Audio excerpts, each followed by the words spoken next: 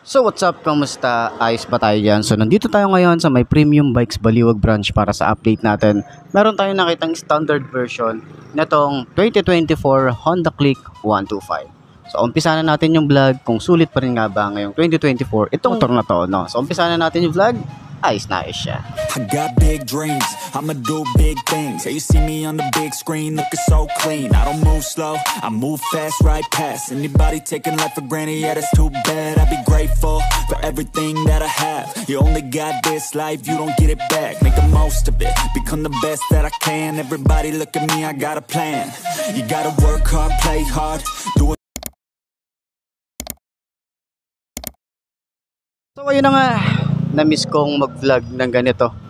Kasi nga, na-miss ko mag-walk around, no? Kasi nga marami tayong ina-edit ngayon sa Makina Moto Show. Pero, ayan, nag-vlog tayo ngayon. At nag-update lang naman para sa mga unit na nandito, no? Update ko lang din kayo rito. So, ayan, meron tayo rito ngayon na Honda Click 125 ngayong 2024. So, para sa price, ito yung price natin. Ayan, 81,400 yung SRP. Mura na lang din dito yung down payment niya na 4,000. Then yung monthly niya, tapos yung rebate natin dito. So, ito nga pala yung standard version ng bagong Click 125. So, ikutan na natin para at least dun sa mga gustong kumuha ng ganitong motorcycle, available po. Itong kulay red na to. Ito yung glossy. Kasi meron pang special edition to, yung matte red, no? Pero sa special edition kasi, meron tayong gold na mugs, harap at likod, tapos golden yung kanyang grab bar. So, yun lang naman yung pinagkaiba nila. Tapos yung decals. Yun lang. Para umpisahan na natin, ikutan na natin to, no? Para at least malaman nyo kung ito ba yung motor na babagi sa'yo. Itong version ng 2024, kasi meron tayong, ayun, yung dating 2023 na version doon. So, ang pinagkaiba is dito kasi, dito sa handlebar, dito sa front view, wala silang binago rito kasi kulay black din yung nandun. Ayun, kita nyo ba yan? Kulay black din yan. Pero dito, kulay black din. And then sa baba, ito yung binago nila rito. So, dating red, ginawa nilang kulay black. Ayan. So, may FI pa rin naman dito. Ayan, naka-PGM FI tayo rito. And then, maangas talaga rito. Yung kanyang, ito yung pinaka-signature ng Click, yung ganitong muka. Yan, 'di ba? Maangas pa rin talaga 'yan. So, maraming talagang gumagaya nitong version na 'to, no? Itong Honda Click 125. So, meron tayo ritong daytime running light, signal light. Dito sa taas, meron tayong split type na LED na headlights, tapos meron tayong parang winglet yung datingan dito. And then, sa kanyang front fender, makikita natin dito, meron siyang combi brake na decals or sticker, and then flexible 'yan.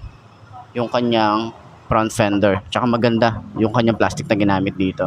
Meron tayong extension, hindi naman siya ganun kahaba, no? Tapos naka-telescopic fork tayo rito. Ang tires niya rito ay federal na, kaya maganda rin yung tires na ginamit dito.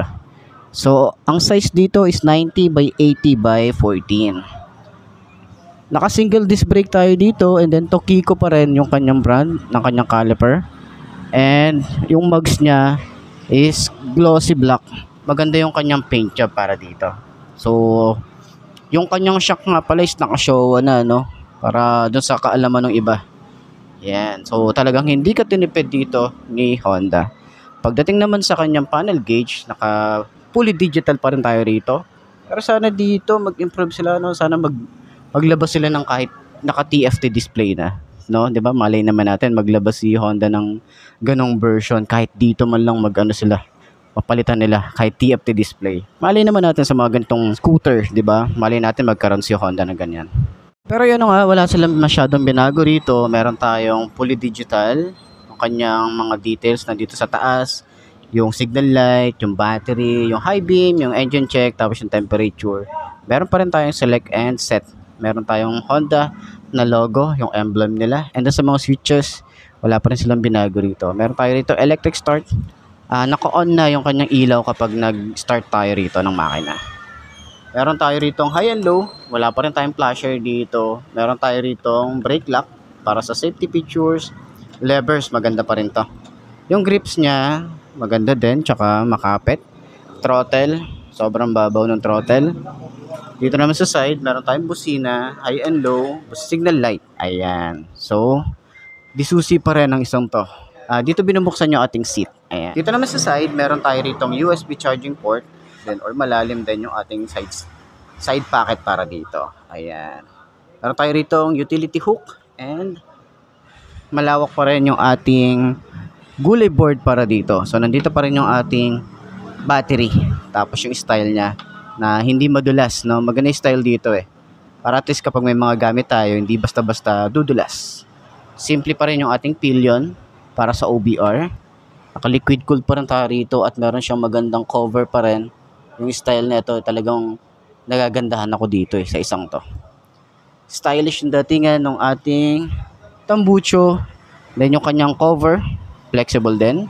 Meron tayo ritong tire hugger. Tapos malinis lang yung ano rito, part nung kanyang swing arm. So medyo kakaiba yung pagka-texture or yung texture para dito sa kanyang swing arm. Yan. So naka-drum brake tayo dito sa likod. Ang size pa rin dito sa likod ay 180 by 14. So parehas nga pala silang tubeless harap at likod. Tapos dito naman sa upuan, maganda pa rin yung leather na ginamit dito. Napaka-premium pa rin ng datingan niya rito. Tapos yung sobrang lambot niya. Yan. Maganda yung itsura. Makapal pa rin kahit hanggang dito sa may OBR. Meron tayong helmet hook. Yung battery. Maliit lang yung battery niya. Meron tayong libreng tools. Side mirror. Tapos yung compartment malawak talaga siya. Gas tank. Yan. Malinis talaga yung datingan nito. Yung design niya malinis lang. And then, pinagkaiba rin dito sa version ng 2024, ito matte finish. Kasi yung dating version is glossy. Ayan. Dito naman, yun pa rin yung ating taillight dito, naka-LED pa rin tayo rito. So, wala silang binago rito kahit dun sa mga dating version. Ito pa rin yan. LED rin yung ating signal light. Pero hindi siya masyadong flexible. Kaya medyo madalas yung nakikita natin sa mga daan. Ito, mga naka-usli na kasi medyo mahal din or pricey din yung ganitong signal light. So, kapag bibili ka, isang buo kasi yan eh. Reflector, meron tayo dito and then flexible na fender para dito sa rear. Naka-mono shock tayo rito. Yung panggilid niya, wala tayong kickstart pero naka-ESP na ang isang to. Yan. Tapos meron din tayong side stand kill switch. Ayan. So napaka-smooth lang din. So sakyan natin para at least malaman natin kung mga 5 to na kagaya ko, kung abot ba natin to. Okay? From the start, cause how you do anything is everything is art. Stay consistent and do it every day. Don't let fatigue get in your way. Cause 10% of something is better than nothing. You better do something if you wanna be something. I can feel my stomach rumbling, I'm hungry. Big things coming, I ain't bluffing. Yeah.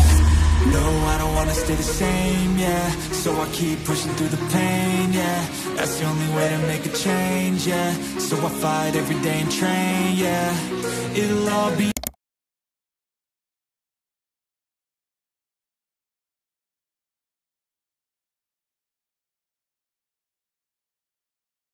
Okay, para sa 5 to na kagaya ko, abot naman natin siya. Naka-boots tayo ngayon dito. Pero kahit naka-regular shoes tayo, abot natin siya. No, magaan yung motor, okay yung motor. Kung pang beginner bike, pwede ang isang to. So, mapababae o lalaki. No? Na 5'2 yung kagaya ko. Yung height, 5'2 lang yung aking height. No? So, ayun, sa turning radius, malawak siya. Maganda siyang isingit talaga. No? Tapos, maganda yung shock, maganda yung bounce. So, sana makapag-try din tayo ng mga ganitong motorcycle. No? Sana ma-invite tayo ni Honda na mag-test ride sa mga ganitong motorcycle. Ay. So, ayun, para doon sa lahat ng mga gustong kumuha nito, puntahan niyo na lang dito sa may Premium Bikes Baliwag branch para sa mga ganitong motorcycle at sa mga iba pa, no, mga motorcycle na nila rito. Tapos dito rin. Ayan. So, marami kayong makikita mga motorcycle na baka trip nyo, no, mga katulad ng Yamaha, Honda, tapos Kawasaki and Suzuki, meron sila rito. So, ayun na nga.